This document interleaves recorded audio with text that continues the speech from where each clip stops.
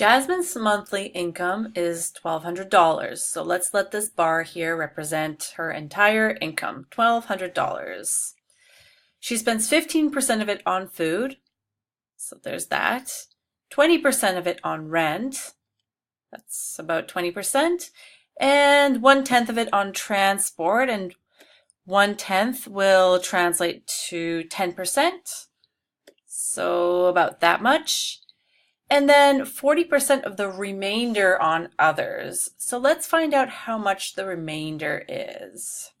So she spent 15% on food, she spent 20% on rent, and 10% on transport, which left her with 55% of her original income. So 55% is what she had left over, and we know that she spent 40% of that on others. Now we need to find out how much that 40% was in terms of the entire monthly income. How do we do that? Well, we have to find 40% of 55%. So 40% of the remainder. And how do we find a percentage of a percentage? The simplest way is to convert one of the percentages to a fraction. So how can we express 40% as a fraction? 40% is equal to 40 over 100, which we can simplify to 2 over 5. So 2 over 5 times 55%. 5 and 55 have a common factor of 5, so we can simplify.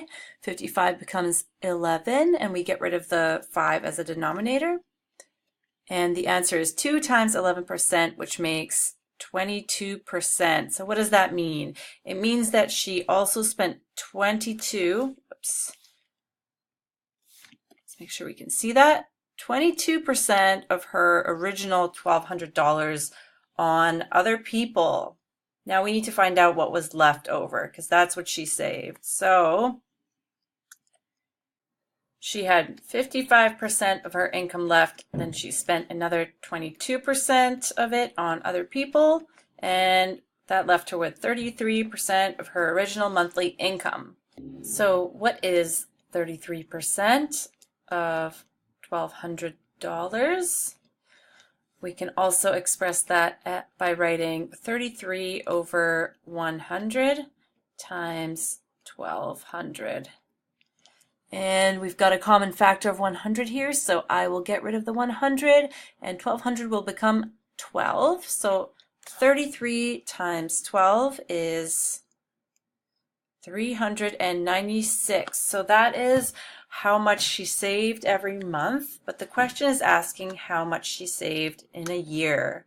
Since there are 12 months in the year, we're just going to multiply that monthly saved amount by 12. So 12 times 396 comes to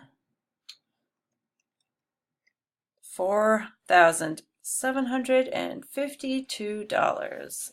A lot of savings.